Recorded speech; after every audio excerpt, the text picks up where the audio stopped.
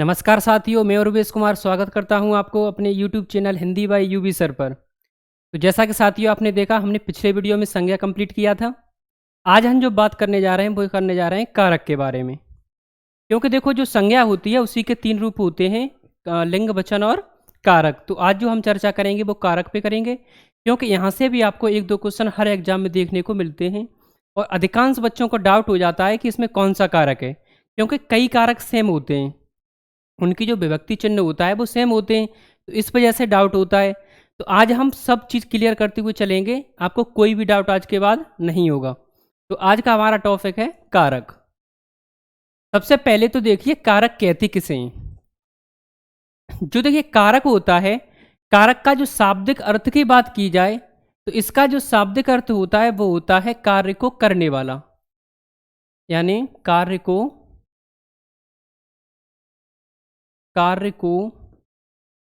करने वाला,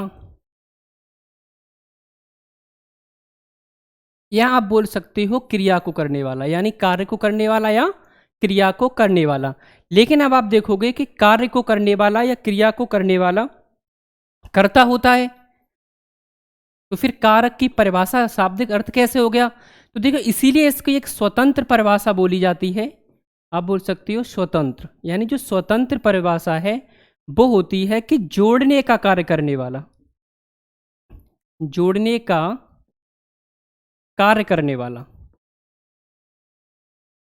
कार्य करने वाला।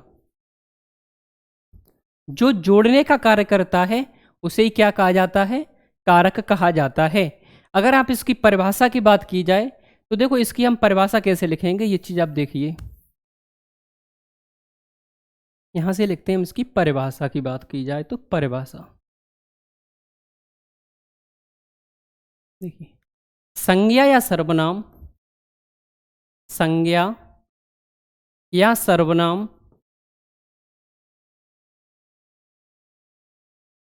के जिस रूप से के जिस रूप से अन्य पदों का जो संबंध होता है, अन्य पदों से जो संबंध होता है, जो संबंध होता है उसे कारक कहते हैं, उसे कारक कहते हैं। देखिए, अब यहां पे समझिए, संज्ञा क्या सर्वनाम के जिस रूप से अन्य पदों से जो संबंध होता है उसे क्या कहा जाता है? कारक कहा जाता है। कारक क्या होता है कि एक दूसरे को जोड़ने का कार्य करते हैं और उसके बीच में जो संबंध होता है उसे प्रकट करते हैं। जैसे मान लीजिए कोई व्यक्ति है, जैसे मैं एक एग्जाम्पल आपको देता हूं, जैसे मैं लिखता हूं, राम ने रावण को बाण से सीता के लिए मारा। अब देखिए, यहां पे ये एक वाक्य लिखा हुआ है कि राम ने रावण को बाण से सीता के लिए मारा। अब देखो, जो राम है आपकी संज्ञा है, रावण भी संज्ञा है, सीता भी संज्ञा है और बाण भी क्या है? संज्ञा है। तो देखिए, संज्ञा या सर्वनाम, संज्ञा या सर्वनाम का जो संबंध होता है वो अन्य पदों से भी बताया जाए। पद का मतलब होता है पद या शब्द। यहाँ पे हम इसको शब्द कब बोलेंगे? जब इसका हम सिंगल प्रयोग करेंगे तो उसे क्या कहा जाता है? शब्द कहा जाता है। जब उसका प्रयोग हम वाक्य बनाने में करते हैं तो उसको पद कहा जाता है। तो देखिए, यहाँ पे जो राम है उसका संबंध किससे बताया गया है? रावण से भी है, रावण से भी है और बाण से भी है, और किससे है? सीता से है। यानी यहाँ पे सारे पदों का संबंध एक दूसरे से बताया गया है। अब देखो, राम ने रावण को बाण से सीता के लिए मारा। अब यहाँ पे बात की जाए कि राम क्या है? राम क्या है? तो राम आपका कर्ता है, क्योंकि जो कार्य को संपन्न कर रहा है वो कौन कर रहा है? राम कर रहा है। देखिए, राम ने, किसने? राम ने किसको? रावण को। अब देखिए, किसके लिए? तो सीता के लिए। अब यहाँ पे बाण आपका क्या हो गया? एक उपकरण हो गया, साधन हो गया। ये हम आपको अभी जो कराएंगे कारक उसमें कराएंगे, लेकिन केवल हमें यहाँ पे परिभाषा आपको समझनी है अभी फिलहाल। परिभाषा क्या है कि संज्ञा या सर्वनाम के जिस रूप से अन्य पदों से जो संबंध बताया जाता है उसे ही क्या कहा जाता है, कारक कहा जाता है। अब बात की जाती है कि सर कारक के भेद कितने होते हैं। तो देखिए कारक के भेद, या आप बोल सकते हो कारक के प्रकार। कारक के प्रकार,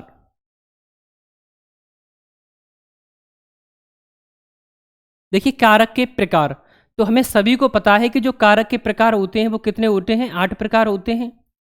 कितने प्रकार होते हैं, 8 प्रकार होते हैं।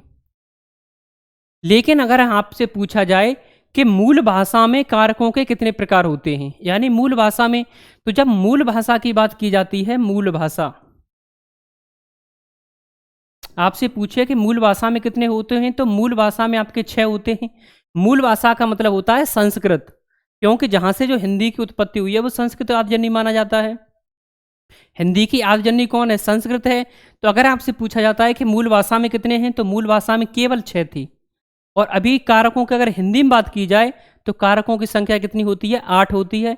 अगर आपसे पूछता है कि कारकों की संख्या कितनी है, तो फिर आपका आंसर कितना होगा, 8 ही होगा। अब बात आती है कि सर मूल भाषा में कौन कौन से नहीं थे। तो देखो, एक तो आपका जो संबंध होता है, संबंध और संबोधन। मूल भाषा की जब बात की जाती है तो संबंध और संबोधन को कारक नहीं माना गया है उसमें। क्यों नहीं माना गया है, लेकिन इसका प्रयोग तो किया जाता है, लेकिन फिर भी नहीं माना गया है, क्योंकि जो संबोधन होता है इसमें आपकी प्रथमा व्यक्ति होती है। तो ये संस्कृत की बात है तो हम यहाँ पे चर्चा ज़्यादा नहीं करेंगे। केवल आपको यहाँ पे इतना पता रखना है कि मूल भाषा में कारकों की संख्या 6 थी। अगर आपसे पूछता है कि इस प्रकार मतलब हिंदी में कारकों के कितने प्रकार होते हैं या कितने भेद होते हैं, तो फिर आपका आंसर क्या होगा, 8 होते हैं। कितने होते हैं, 8 होते हैं। देखो कौन कौन से होते हैं, तो मैं आपको यहाँ पे लिख के बताता हूँ। देखिए एक तरफ तो आप ले लीजिए कारक, कारक, और यहाँ पे हम लिखेंगे क्या, विभक्ति। कारक और विभक्ति। अब देखिए कारक किसे कहते हैं, कारक आपको पता ही है किसे कहते हैं, विभक्ति किसे कहते हैं, विभक्ति चिन्ह कारक। और इसी का एक नाम आपका होता है परसर्ग, जो सबसे ज्यादा अभी एग्जाम में पूछा जा रहा है, परसर्ग। अब आपसे एग्जाम में जो पूछे जा रहे हैं फिलहाल करंट में जो क्वेश्चन पूछे जाते हैं परसर्ग से या विभक्ति या कारक से, तो वहां पे आपको परसर्ग शब्द देखने को मिलेगा, न कि विभक्ति। क्योंकि परसर्ग, विभक्ति का ही दूसरा नाम क्या होता है, यहाँ पे परसर्ग है। इसी को आप बोल सकते हो कारक चिन्ह, विभक्ति चिन्ह, या फिर परसर्ग बोल सकते हो। ठीक है, तो यहाँ पे हम सबसे पहले कौन सा लिखेंगे, तो सबसे पहले आपका होता है कर्ता। सभी को ये चीज याद है, अच्छे से पता है, कर्ता ने। ने क्या है, यहाँ पे विभक्ति है, यानी परसर्ग है। यहाँ पे कर्ता का जो परसर्ग होता है वो क्या होता है, ने। तो यहाँ पे एक तरफ हम लिख रहे हैं विभक्ति, या बोल सकते हो कारक चिन्ह, विभक्ति चिन्ह, या फिर परसर्ग बोल सकते हो। और यहाँ पे हम क्या लिख रहे हैं, कारकों के नाम लिख रहे हैं। तो देखियो कर्ता ने कर्म को करण से, करण से, कर्ता ने कर्म को करण से संप्रदान, संप्रदान के लिए, संप्रदान के लिए। तो यहाँ पे आपका को भी देखने को आपको मिलेगा, को के लिए। ठीक है, कर्ता ने कर्म को करण से संप्रदान के लिए, अपादान से, अपादान से अलग होने के अर्थ में, यानी अलग होना, अपादान से अलग होना। संबंध काकी की, संबंध काकी की।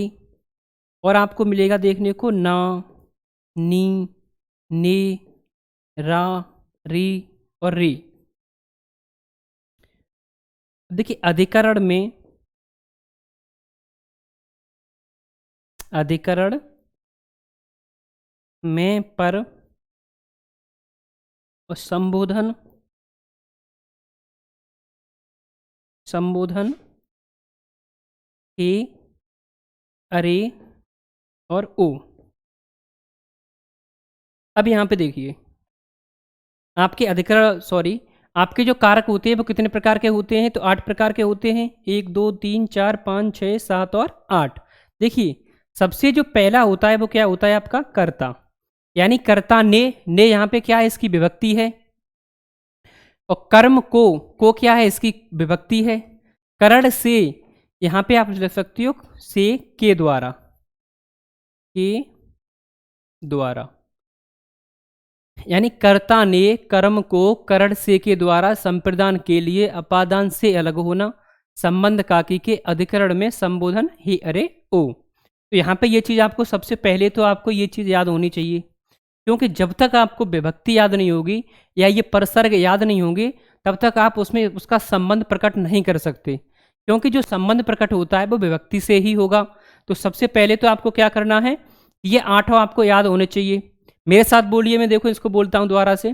कर्ता ने कर्म को करण से के द्वारा संप्रदान के लिए अपादान से अलग होना, संबंध काकी के अधिकरण में पर संबोधन हे अरे। देखिए, अब आती है कर्ता क्या होता है। यहाँ पे मैं आपको थोड़ा थोड़ा बता देता हूँ। कर्ता क्रिया को संपन्न करने वाला, यानी जो क्रिया होगी उसको जो संपन्न करने वाला होगा उसे क्या कहा जाता है? कर्ता कहा जाता है। क्या कहा जाता है? कर्ता। और जिससे जो चीज प्रभावित होगी वो क्या होगा? क्रिया से, यानी कर्ता के द्वारा जो क्रिया की जाएगी उससे जो प्रभावित होगा, या आप बोल सकते हो कि जिसका क्रिया का फल जिस पर पड़ेगा वो आपका क्या होगा? कर्म होगा। करण क्या होता है? करण कोई साधन या उपकरण। संप्रदान जिसके लिए क्रिया संपन्न की जाए। अपादान, अपादान मतलब अलग होना यानी अलगाव। और संबंध जिसके दो पदों के बीच में परस्पर संबंध बताया जाए उसे संबंध कहते हैं।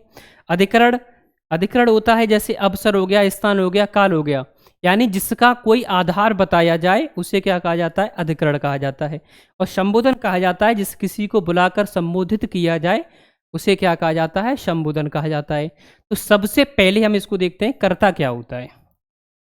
देखिए, आज के बाद आपको कारक में कोई भी दिक्कत नहीं होगी अगर आप इसको अच्छे से पढ़ लेते हो। आप अपने बुक्स में नोट्स बनाइए, इसको नोट कीजिए, उसके बाद इसको 1-2 बार आप रिपीट कीजिए, आपको आराम से समझ में आ जाएगा। आज के बाद आपका कोई भी कारक गलत नहीं होगा। देखिए, सबसे पहले हम बात करेंगे किसकी? कर्ता की।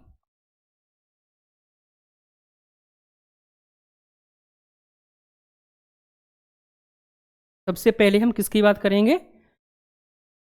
कर्ता कारक की। कर्ता कारक, इसका जो परसर्ग होता है, जो विभक्ति होती है वो कौन सी होती है? आपको पता है, ने होती है। देखो, कर्ता की परिभाषा की बात की जाए तो हम सभी को पता है कि किसी कार्य को, मैं यहां पे देखो थोड़े शॉर्ट में लिखूंगा, किसी किसी कार्य को, कार्य को जिसके द्वारा किया जाता है, जिसके द्वारा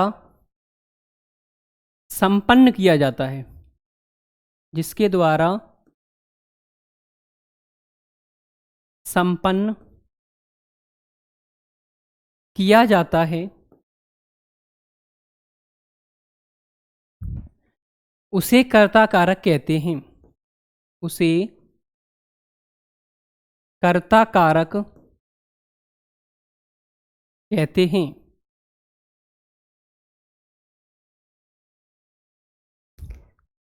यानी किसी कार्य को, आप यहां पे समझिए,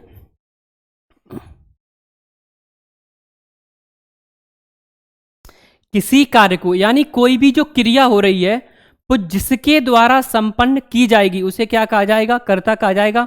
मान लीजिए मैं यहाँ पे मार्कर पे, बोर्ड पे लिख रहा हूँ मार्कर से, तो मेरा लिखने का कार्य क्या है? मैं कार्य क्या कर रहा हूँ? क्रिया कौन सी कर रहा हूँ? लिखने की कर रहा हूँ। तो किसके द्वारा क्रिया कर रहा हूँ? मार्कर के द्वारा कर रहा हूँ। मार्कर के द्वारा ही तो कर रहा हूँ। और क्रिया कर कौन रहा है? मैं कर रहा हूँ। यानी संपन्न कौन कर रहा है क्रिया को? मैं कर रहा हूँ। तो यहाँ पे जो मैं हो गया वो क्या हो गया? कर्ता हो गया। मान लीजिए मैं आपसे बोलूं कि तुम पढ़ रहे हो, या मान लीजिए राम पढ़ रहा है, सीता लिख रही है, तो जो लिखने की क्रिया हो रही है वो किसके द्वारा संपन्न हो रही है? सीता के द्वारा। जैसे मान लीजिए मैंने यहाँ पे लिखा, जैसे हम एग्जाम्पल लेते हैं, जैसे मैंने लिखा सीता सीता ने पुस्तक पढ़ी, सीता ने पुस्तक पढ़ी। अब आपसे पूछे कि कौन सा कारक है, तो देखो आप इसमें आराम से बता सकते हो कि कौन सा कारक है। देखो सीता ने पुस्तक पढ़ी, तो अब देखो यहां पे जो पढ़ना है क्रिया कौन सी हो गई? क्रिया क्या हो गई आपका? पढ़ना। ये आपकी क्रिया है कि जो क्रिया की जा रही है पढ़ने की, जो पढ़ने की क्रिया की जा रही है वो किसके द्वारा की जा रही है? सीता के द्वारा, क्योंकि सीता ही तो पढ़ रही है। तो सीता आपके यहां पर क्या है? करता है, करता है। अबे किसके द्वारा? अब मैं यहां पे देखो आप करेंगे, सीता ने पुस्तक पढ़ी, किसने पुस्तक पढ़ी? आप क्रिया के साथ किसने या कौन लगा के प्रयोग कीजिए, कर्ता निकल आएगा। किसने पुस्तक पढ़ी? सीता ने पुस्तक पढ़ी। तो कर्ता क्या है यहाँ पे? सीता है। अगर मैं क्या पढ़ा या क्या पढ़ी, तो पुस्तक पढ़ी, तो पुस्तक आपका कर्म हो गया। तो हम केवल यहाँ पे बात किसकी कर रहे हैं? कर्ता कारक की। और देखो इसमें क्या होता है कि जिसके साथ, इसके साथ क्या है? ने का प्रयोग हुआ है, तो आप इसको आराम से बता सकते हो कि सीता ने पुस्तक पढ़ी कौन सा कारक है? तो कर्ता कारक है, यानी कर्ता ने, यानी सीता ने पुस्तक पढ़ी। तो यहां पे देखो आपने जैसे किया कर्ता ने, आपको पता है कि अगर आपको कारक और कारक चिन्ह याद है, तो जैसे कर्ता ने कर्म को, तो आप वहां पे उसको याद करके देखिए, कर्ता ने आ गया, तो ने आ गया तो क्या आ गया? आपकी सीता आ गई। पुस्तक आपका क्या है यहाँ पे? पुस्तक आपका कर्म है, क्योंकि जो पढ़ने का प्रभाव पड़ रहा है वो किस पे पड़ रहा है? पुस्तक पे। तो पुस्तक आपका कर्म हो गया और सीता आपकी क्या हो गई? कर्ता। आपसे पूछेगा कि कौन सा कारक है, तो कौन सा कारक होगा? कर्ता कारक होगा। लेकिन हम जब इसमें ने का प्रयोग नहीं किया जाता, जैसे मान लीजिए यहां पे तो आपने आराम से समझ लिया कि ने का प्रयोग हुआ है, तो कारक कौन सा है आपका? कारक कौन सा है? कर्ता कारक हो गया। लेकिन यहीं पे मैं आपको लिख दूं कि राम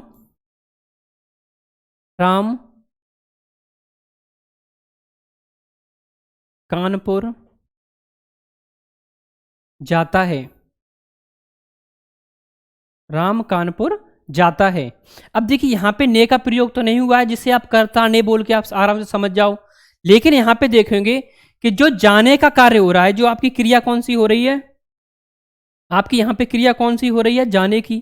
तो जाना आपकी क्या है? क्रिया है। तो जो क्रिया का प्रभाव पड़ रहा है वो कानपुर, मतलब कानपुर जा रहा है, तो कानपुर पे तो कर्म हो गया आपका। लेकिन जो क्रिया कर रहा है वो कर कौन रहा है? यानी जाने की क्रिया किसके द्वारा की जा रही है? तो यहाँ पे आपका आंसर होगा किसके द्वारा की जा रही है? राम के द्वारा की जा रही है। तो राम आपका क्या है? यहाँ पे कर्ता हो गया। राम क्या हो गया? आपका कर्ता। तो कारक कौन सा होगा आपका? यहाँ पे कर्ता कारक होगा। अब देखिए इसको हम आसानी से समझते हैं कि ये क्या है, कि यहाँ पे देखिए ने का प्रयोग हुआ है और दूसरे में ने का प्रयोग नहीं हुआ है, यानी जीरो है, क्योंकि इसमें कोई भी विभक्ति नहीं है। तो यहाँ पे हम देखेंगे, देखो देखिए एक तो होता है जिसके साथ में विभक्ति चिन्ह हो या परसर्ग लगा हुआ हो, तो उसको आप आराम से समझ सकते हो कि यहाँ पे कर्ता कारक है। लेकिन जिसके साथ विभक्ति चिन्ह नहीं होता है उसे हम कैसे समझेंगे? तो देखिए एक तो क्या होता है आपका, आप विशेष करके यहाँ लिख सकते हो या नोट करके, जो भी आप समझो, विशेष। बहुत ही इंपॉर्टेंट पॉइंट बता रहा हूं, आप अच्छे से समझना।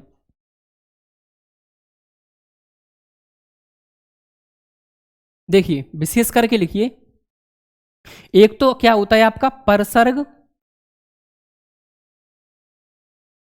परसर्ग सहित,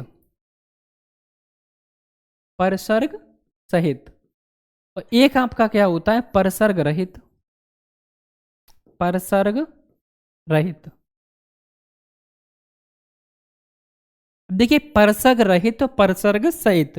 परसर्ग आपको पता है किसको कहा जाता है? विभक्ति को कहा जाता है। परसर्ग रहित का मतलब हो गया विभक्ति के साथ, परसर्ग रहित का मतलब हो गया विभक्ति के बिना, जिसमें कोई विभक्ति ना हो। तो देखो सबसे आपको क्या याद रखना है और कुछ भी याद रखना, एक पॉइंट सिर्फ आप याद रखिए कि जो परसर्ग रहित होता है, मान लीजिए यहां पे हम इसकी परिभाषा लिखेंगे, क्रिया यदि भूतकालिक है, यानी भूतकालिक है, क्रिया यदि भूतकालिक है और सकर्मक है, और सकर्मक है, तो परसर्ग ने का प्रयोग किया जाता है। तो परसर्ग ने का प्रयोग किया जाता है। क्रिया कैसी है? क्रिया भूतकालिक हो और सकर्मक हो। अब देखिए भूतकालिक का मतलब क्या होता है, आपको सभी को पता है, भूतकाल आप सभी लोग जानते हो कि भूतकाल किसे कहते हैं, जो कार्य हुए काफी समय बीत चुका हो, जो पास्ट हो, उसे क्या कहा जाता है, भूतकाल कहा जाता है। और सकर्मक किसे कहा जाता है, जिसके साथ कर्म हो, सकर्मक यानी जिसके साथ कर्म हो और क्रिया कैसी हो आपकी, भूतकालिक हो। तो फिर क्या होगा आपका, वहां पे ने का प्रयोग किया जाएगा, यानी परसर्ग सहित। एक बार फिर से सुनिए, दोबारा से रिपीट कर रहा हूं कि क्रिया यदि भूतकालिक है और सकर्मक है तो वहां पे क्या किया जाएगा, ने परसर्ग का प्रयोग किया जाएगा। और यदि क्रिया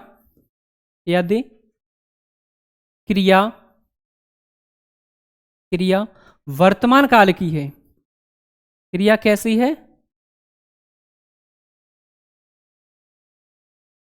यदि क्रिया वर्तमान काल की है, वर्तमान काल, और कैसी हो, भविष्य काल। क्रिया कैसी हो, वर्तमान काल, भविष्य काल, और सकर्मक हो, और सकर्मक हो, तो ने परसर्ग का प्रयोग, ने परसर्ग का प्रयोग नहीं किया जाता, नहीं किया जाता है। अब देखिए पॉइंट समझिए आप, अगर क्रिया कैसी हो आपकी, क्रिया कैसी हो, वर्तमान काल की हो या भविष्यत काल की हो, या तो क्रिया भविष्य काल की हो या वर्तमान काल की हो और सकर्मक हो, तो वहां पे क्या होता है कि जो ने परसर्ग होता है इसका प्रयोग नहीं किया जाता। अगर क्रिया कैसी हो, भूतकाल एक क्रिया है जिसके साथ सकर्मक है, तो उसके साथ ने परसर्ग का प्रयोग किया जाता है। ये चीज हमें केवल 2 पॉइंट आपको याद रखने हैं कि ने का प्रयोग कब किया जाएगा, जब क्रिया भूतकाल की होगी। ने का प्रयोग कब किया जाएगा, जब क्रिया भूतकाल की होगी। और ने का प्रयोग कब नहीं किया जाएगा, तो जब क्रिया वर्तमान काल की या भविष्य काल की होगी, तो वहां पे ने का प्रयोग नहीं किया जाता। ये चीज आप समझिए अच्छे से। जैसे मान लीजिए मैंने यहां पे लिखा,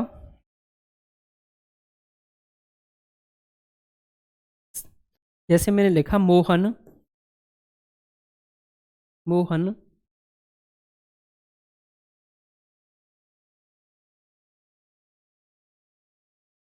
मोहन पुस्तक पढ़ता है, मोहन पुस्तक पढ़ता है। ऐसे लिखो, सीता गाना गाएगी, सीता गाना गाएगी। अब देखिए मोहन पुस्तक पढ़ता है और सीता गाना गाएगी। अब देखिए जो पढ़ता है और गाएगी, हम सभी को पता है, आपने टेंस अच्छे से पढ़े होंगे, काल अच्छे से पढ़े होंगे। वर्तमान काल क्या होता है, ता, ती, ते, रा, री, रे, चुका है, चुकी, ये सब क्या है, वर्तमान काल है। यानी जो क्रिया प्रेजेंट में चल रही हो उसे वर्तमान काल कहा जाता है।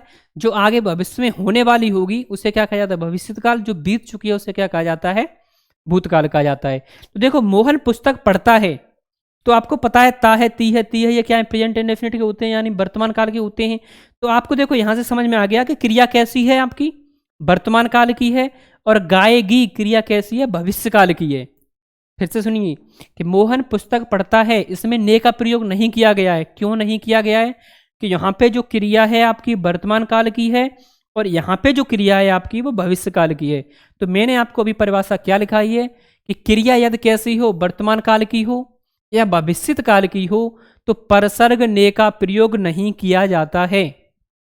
तो परसर्ग ने का प्रयोग नहीं किया जाता है, ये चीज अच्छे से समझ में आना चाहिए।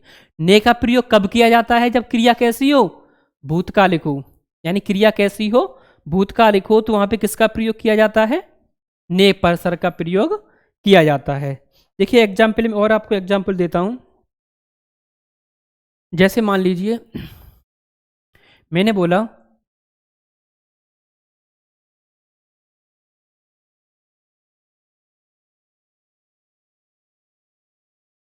अरे सीता ने सीता ने सीता ने खाना पकाया। सीता ने खाना पकाया। और यहीं पे आप हम इसको लिखेंगे सीता खाना पकाएगी। एक आप लिखोगे सीता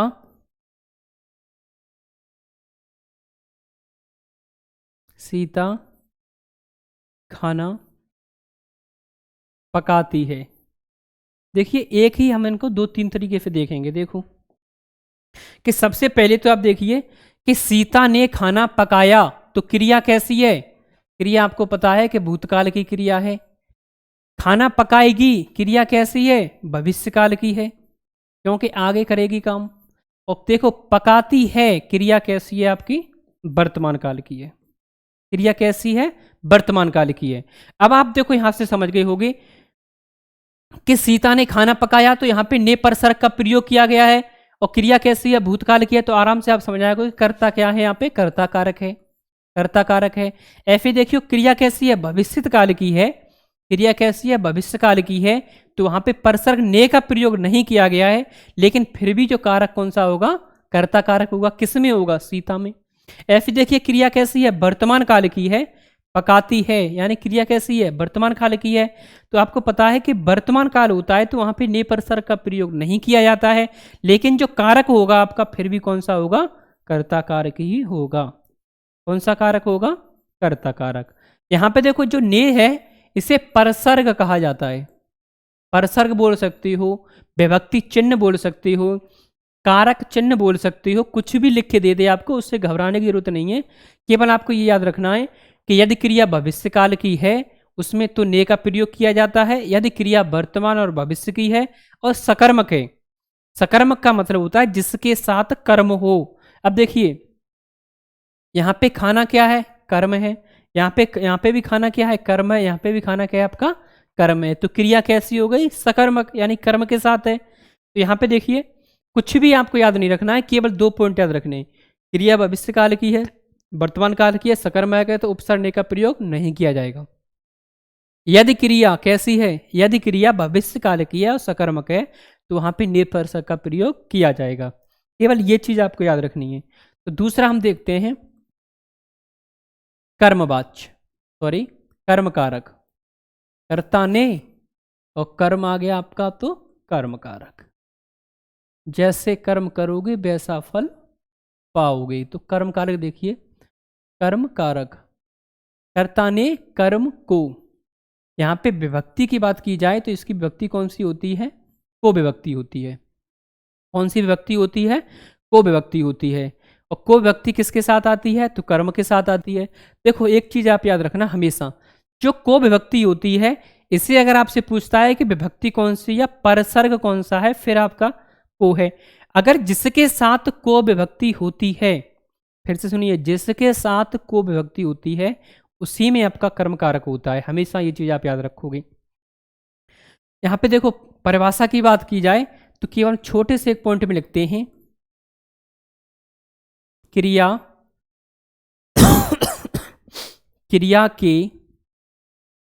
क्रिया के कार्य का फल, कार्य का फल जिस पर पड़ता है, जिस पर पड़ता है उसे कर्म कारक कहते हैं। उसे कर्म कारक, उसे कर्म कारक कहते हैं। या आप बोल सकते हो, दूसरी परिभाषा देखिए, जिससे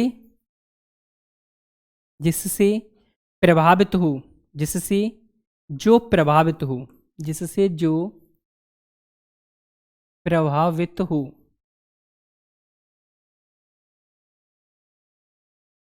क्या करेंगे कि जिससे जो प्रभावित हो, या क्या होगा कि जो क्रिया कर्ता के द्वारा, यानी कर्ता के द्वारा जो क्रिया की जा रही है, कर्ता के द्वारा जो क्रिया की जा रही है उससे जो प्रभावित होगा, उससे जो क्या होगा, प्रभावित होगा, उसे क्या कहा जाता है, कर्म कहा जाता है।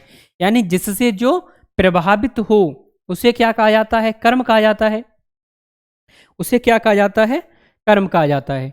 देखिए, एक तो आपको पता है कि इसकी विभक्ति सबसे पहले तो आपकी क्या है, वो है। तो जैसे मैं आपको यहां पे लिखता हूं, राम ने राम ने रावण को मारा। राम ने रावण को मारा। देखिए, राम ने रावण को मारा। तो देखो, सबसे पहले हमें क्या करना है कि जैसे ही आपको दिखाई दे कि कर्म कारक कैसे हम पहचान करेंगे, तो आप दो तरीके से क्वेश्चन कीजिए, प्रश्न कीजिए। किसके साथ, क्रिया के साथ। या तो आप लगाइए क्या, या क्या लगाइए किसको। क्या लगाइए, किसको। किसको हम कब लगाएंगे, किसको हम उस टाइम लगाएंगे कि जब हमें यह चीज पता हो कि यहां पे को विभक्ति दी हुई है, तो हम किसको लगाएंगे। अगर कोई विभक्ति नहीं है तो फिर हम करेंगे क्या लगाएंगे।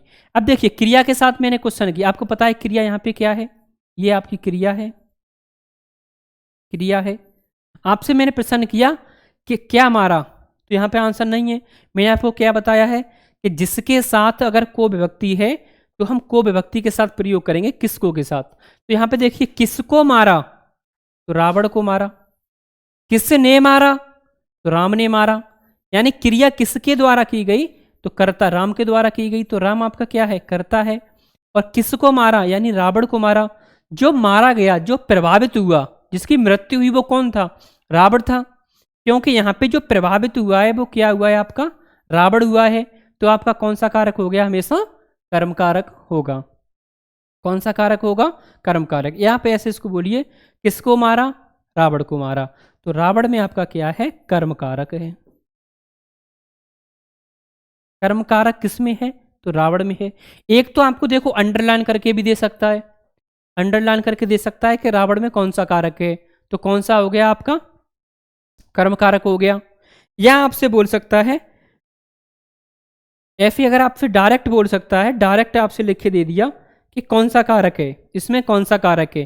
तो एक चीज आप हमेशा रखोगे कि यहां पे देखियो, एक तो आपको क्या आ गया, ने आ गया, कर्ता ने। तो आप बोल सकते हो कि इसमें कर्म कारक भी है, करण को, कर्म को, तो यहां पे रावण भी हो सकता है। दो कारक हो गए।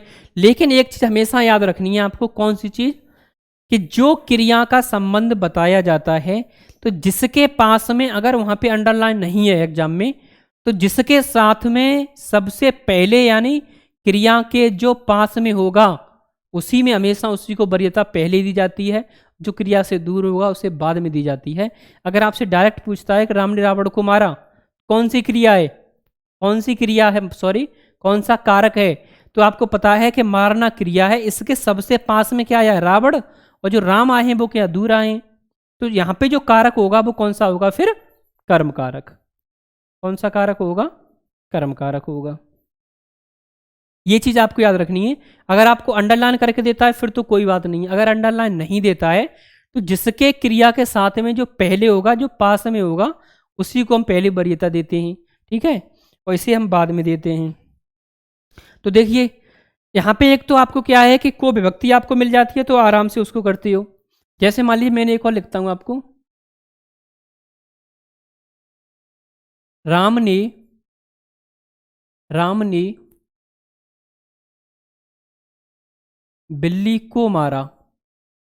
राम ने बिल्ली को मारा।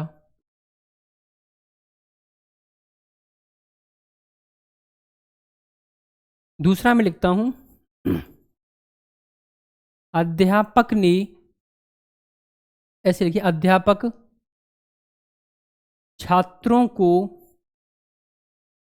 अध्यापक छात्रों को पीटता है। अध्यापक छात्रों को पीटता है।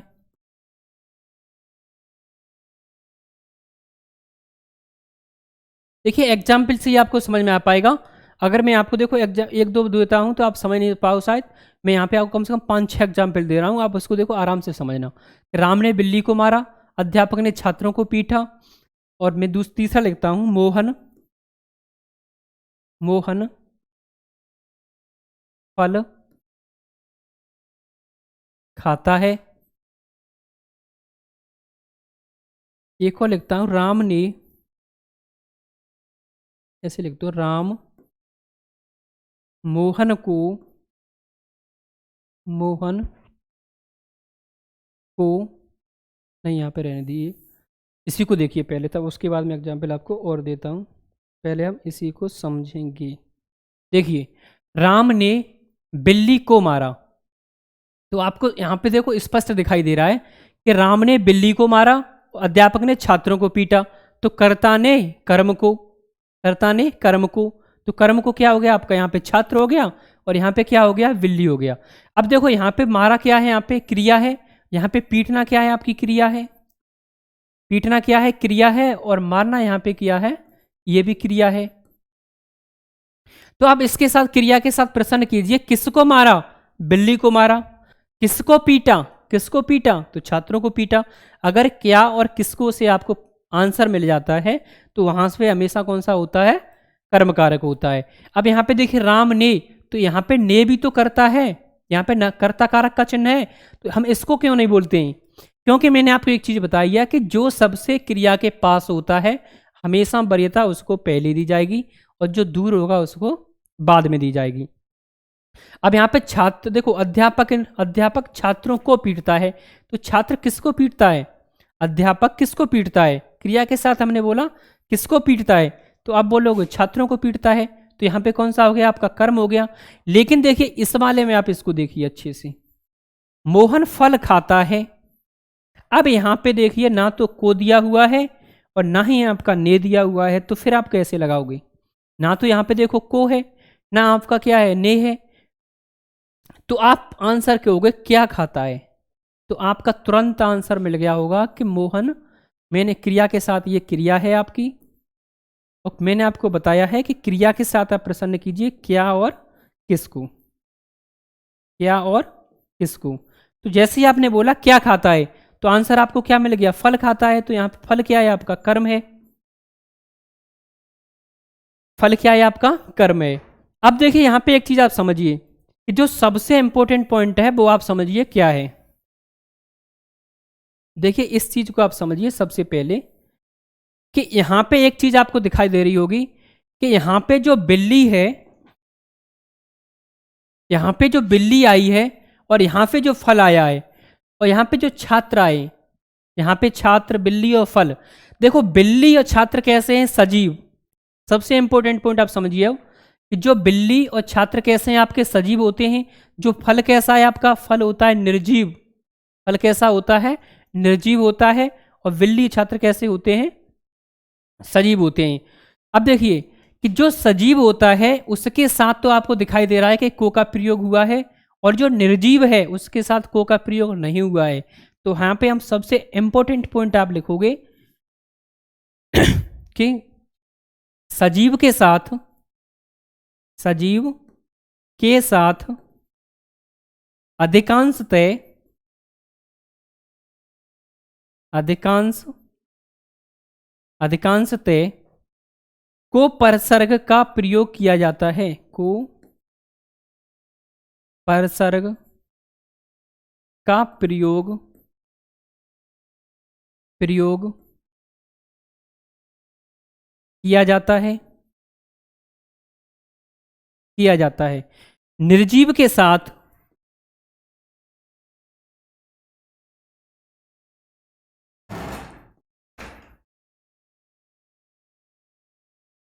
निर्जीव के साथ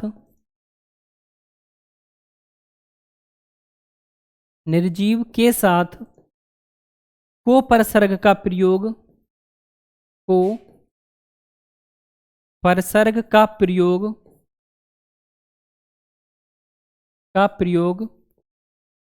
नहीं किया जाता।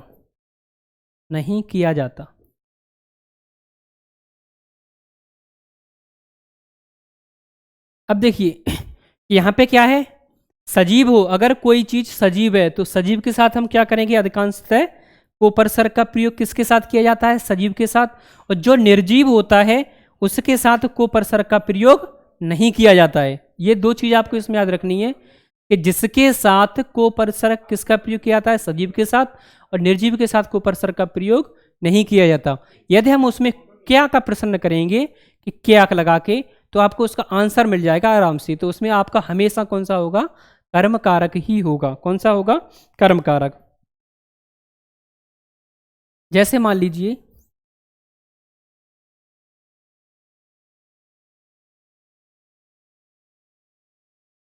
जैसे देखिए मैं आपको एग्जाम्पल बताता हूं, आप गौर से इसको देखिए एक बार। जैसे मैंने लिखा श्याम पत्र लिखता है, श्याम पत्र लिखता है। तो देखिए यहां पे आप समझ गए होंगे कि जो पत्र है वो कैसा है, निर्जीव है।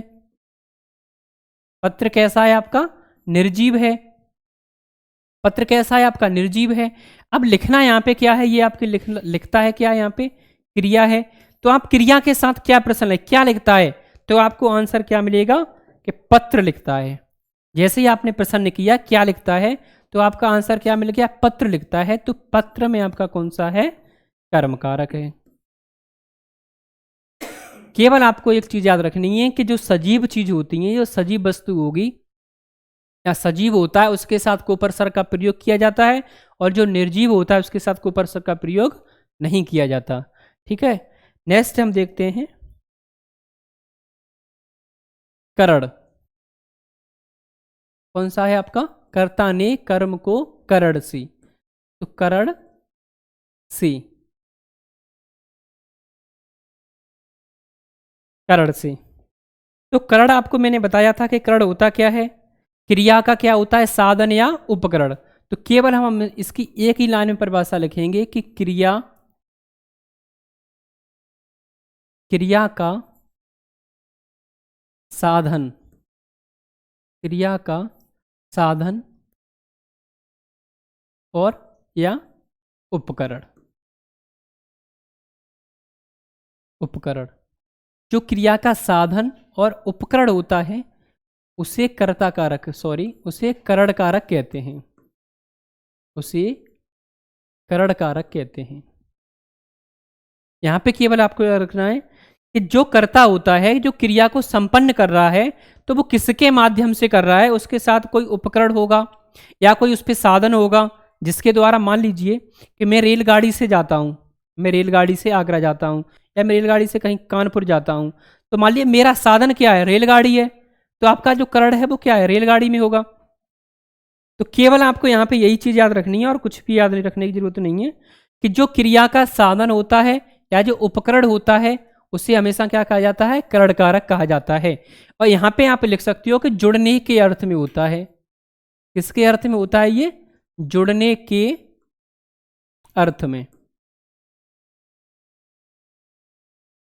जुड़ने के अर्थ में। अब देखिए क्रिया का साधन या उपकरण, यानी कर्ता जिस साधन या उपकरण का प्रयोग करता है उसे क्या कहा जाता है, उसे करण कहा जाता है। जैसे मैंने लिखा एग्जाम्पल, देखिए एग्जाम्पल से आप समझिए।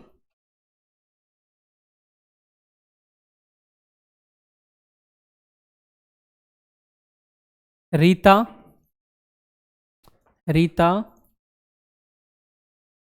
चाकू से फल काटती है। रीता चाकू से फल काटती है। तो अब देखिए जो आपकी क्रिया हुई है, कौन सी क्रिया है आपका, काटना क्रिया है। तो देखिए जो रीता है, रीता आपका क्या यहाँ पे कर्ता है कि कर्ता ने जो क्रिया की है, कर्ता ने जो क्रिया की है, क्रिया क्या की है, फल काटने की क्रिया की है, फल को काटा है, तो किसके माध्यम से काटा है, उसके पास साधन क्या है, तो साधन आपको पता है, साधन क्या है आपका, चाकू है, तो चाकू में आपका कौन सा है, करण कारक। यानी केवल आपको क्या देखना है कि जो उपकरण हो या जो साधन हो उसमें हमेशा क्या होता है, उसमें क्या होता है, करण कारक होता है। जैसे देखिए तुम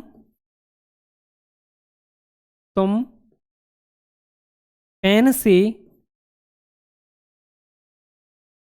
तुम पेन से लिखते हो।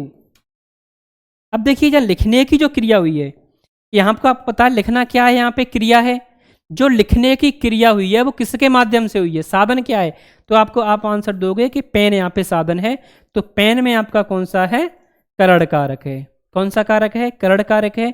जो नेद से दिया हुआ है इसे आप क्या बोलोगे, ये कारक चिन्ह बोल सकते हो या परसर्ग बोलते हो, कारक चिन्ह या परसर्ग।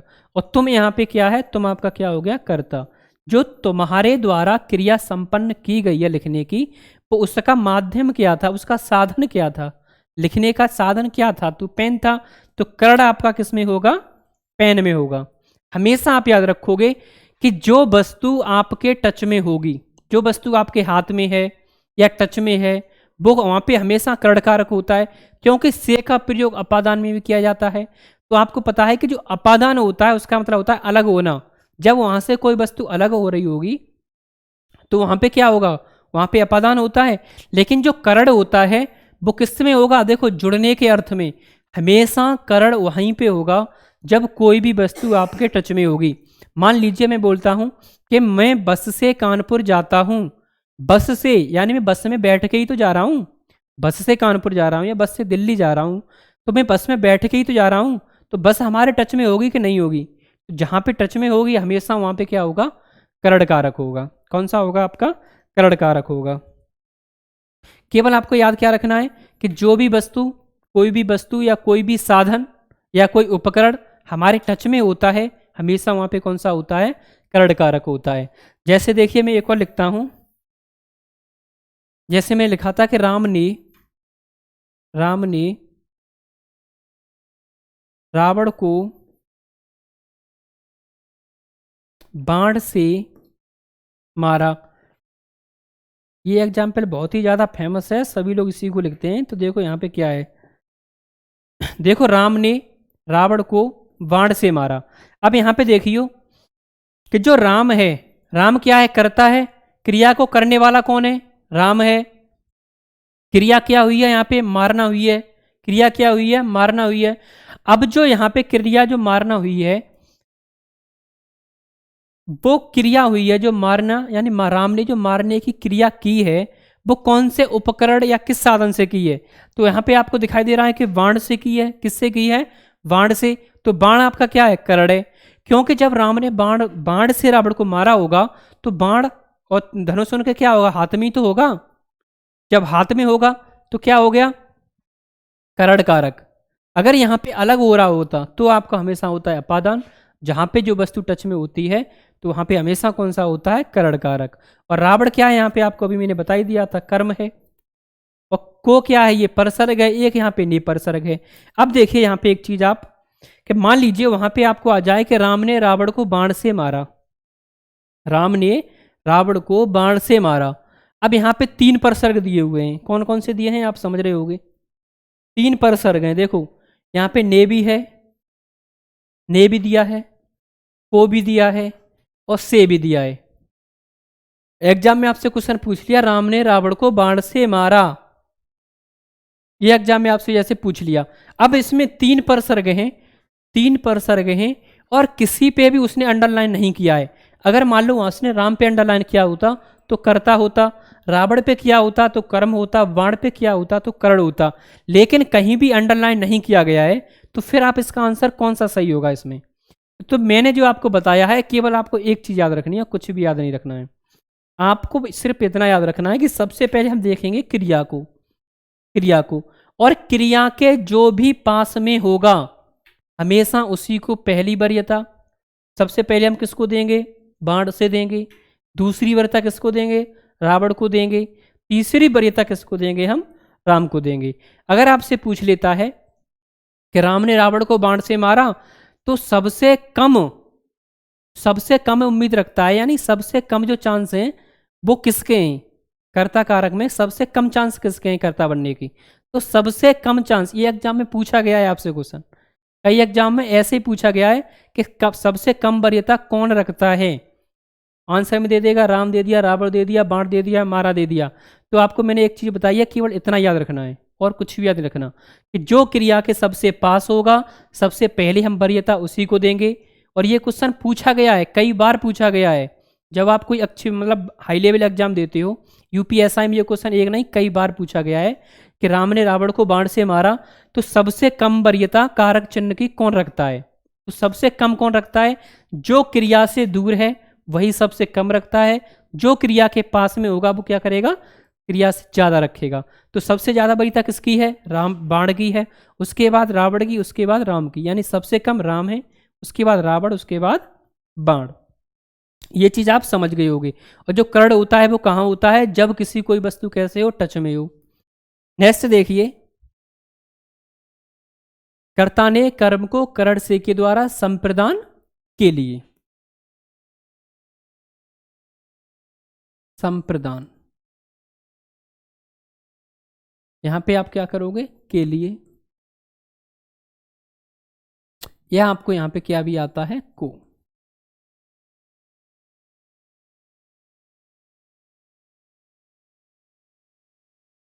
देखिए, इसकी परिभाषा की बात की जाए तो संप्रदान के लिए आपको पता है, और को जिसके लिए कुछ किया जाए। देखो हम केवल 2-3 पॉइंट लिखेंगे। जिसके लिए, जिसके लिए कुछ किया जाए, कुछ किया जाए, यानी जिसके लिए कुछ क्या हो? किया जाए, वहां पे आपका कौन सा होगा? संप्रदान होगा। दूसरा पॉइंट हम लिखेंगे, इसी में देखेंगे कि दान दिया जाए, यानी दान दिया जाए, दान दिया जाए। तीसरे पॉइंट हम लिखेंगे कि जिसके लिए या किसी को कुछ दिया जाए, यानी किसी को कुछ दिया जाए, कुछ दिया जाए और वापस न लिया जाए, और वापस नहीं लिया जाए, नहीं लिया जाए। केवल आपको ये चीज याद रखनी है। कौन कौन से पॉइंट आपको याद रखने हैं? कि जिसके लिए कुछ किया जाएगा, यानी किसी के लिए, जिसके लिए कुछ भी किया जाएगा, हमेशा कारक कौन सा होगा? संप्रदान होगा। या क्या दिया जाए? दान दिया जाए, वहां पे भी कौन सा होगा? संप्रदान होगा। या किसी को कुछ दिया जाए और उससे वह वस्तु वापस न ली जाए, तो वहां पे भी कौन सा होगा? आपका कारक होगा। कौन सा कारक? संप्रदान कारक होगा। जैसे देखिए एग्जाम्पल हम देखते हैं। मोहन के लिए, मोहन के लिए पत्र लिखो। मोहन के लिए पत्र लिखो। दूसरा हम देखेंगे, राजा ने, राजा ने भिखारी को कपड़े दिए। राजा ने भिखारी को कपड़े दिए। अब यहां पे देखिए, आप समझिए कि मोहन ने, मोहन के लिए पत्र लिखो। यहां पे तो आप आराम से इसको समझ सकती हो कि के लिए आया है, के लिए आया है तो कौन सा है? कारक है, यानी कर संप्रदान है। कौन सा कारक है? संप्रदान है। लेकिन यहां पे देखिए, राजा ने भिखारी को कपड़े दिए। जब भिखारी को कपड़े दिए हैं तो दाने में तो दिए होंगे। राजा ने भिखारी को कपड़े दिए तो किस में दिए? दान में दिए। या मान लीजिए राजा ने भिखारी को गाय दी तो क्या दी? दान में दी। अब उससे वापस तो लेगा नहीं। जब कोई वस्तु दान में दी जाती है तो हमेशा वहां पे कौन सा होता है? संप्रदान कारक होता है, चाहे विभक्ति को हो।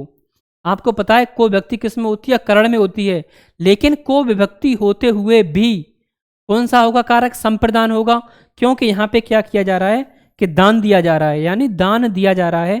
तो राजा कौन है यहाँ पे, राजा ने यानी कर्ता ने, राजा आपका क्या है, कर्ता है। भिखारी क्या है आपका, कर्म है, भिखारी क्या है, कर्म है। और कपड़े दिए सॉरी यहाँ पे देखो भिखारी कर्म है, कर्म होते हुए भी यहाँ पे कारक कौन सा होगा, संप्रदान होगा। क्यों होगा, क्योंकि यहाँ पे दान देने की बात की जा रही है, जो कपड़े दिए जा रहे हैं वो वापस नहीं लिए जाएंगे, तो यहाँ पे दान देने की बात हो रही है। कर्म कारक होते हुए भी कर्ता ने कर्म को, कर्म कारक होते हुए भी यहाँ पे आपका कारक कौन सा हो जाएगा, संप्रदान हो जाएगा। क्यों हो जाएगा, क्योंकि अगर दान दिया जाए, कोई वस्तु किसी को दी जाए और उससे वापस न ली जाए, तो हमेशा वहाँ पे कौन सा होता है, संप्रदान कारक होता है। देखिए एग्जाम्पल से और समझिए, मैं आपको एग्जाम्पल देता हूँ। जैसे मान लीजिए मैंने लिखा रीता ने सीता को, रीता ने सीता को पेन दिया, पेन दिया। अब यहाँ पे देखिए देने की बात हो रही है। जब देने की बात हो रही है तो आपको पता है कि जब देने की बात हो तो वहाँ पे हमेशा कौन सा होता है, संप्रदान होता है। या किसी को कोई गिफ्ट दिया जाता है तो हमेशा वहाँ पे कौन सा होता है, संप्रदान होता है। केवल आपको इतना याद रखना है कि जहाँ पे कोई भी वस्तु किसी को दी जाए तो वहाँ पे कौन सा होगा, संप्रदान होगा। किसी को दान में दी जाए फिर भी संप्रदान होगा, या किसी के लिए कुछ किया जाए फिर भी संप्रदान होगा। जब किया जाता है तो उसको आप आराम से समझ सकते हो कि वहाँ पे क्या है, जब कोई मतलब किसी के लिए कुछ किया जाएगा तो के लिए का प्रयोग होता है, उससे आप आराम से समझ सकते हो। लेकिन जब को आ जाता है, अगर को में क्या है, वहाँ पे को आ जाता है और कोई वस्तु किसी को दी जाती है तो वहाँ हमेशा कौन सा कारक होता है, संप्रदान कारक होता है। जैसे मान लीजिए मैंने लिखा माँ ने, माँ ने बच्चे को दूध पिलाया। देखो माँ ने बच्चे को क्या किया, दूध पिलाया। अब यहाँ पे देखिए, यहाँ पे देने की बात की जा रही है कि माँ ने बच्चे को क्या दिया, दूध दिया। तो जब बच्चे को दूध देने की बात की जा रही है तो यहाँ पे कारक कौन सा होगा, संप्रदान होगा। कौन सा होगा, संप्रदान होना चाहिए। लेकिन माँ अपने बच्चे को, उसका क्या है, एक धर्म है, उसका एक कर्तव्य है कि बच्चा है तो उसको माँ को दूध पिलाना ही पड़ेगा।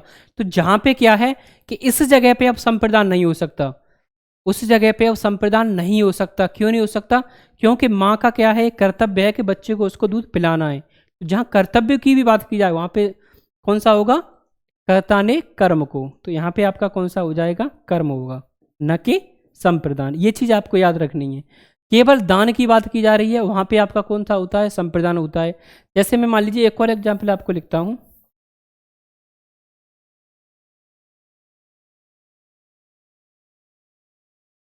माता जी ने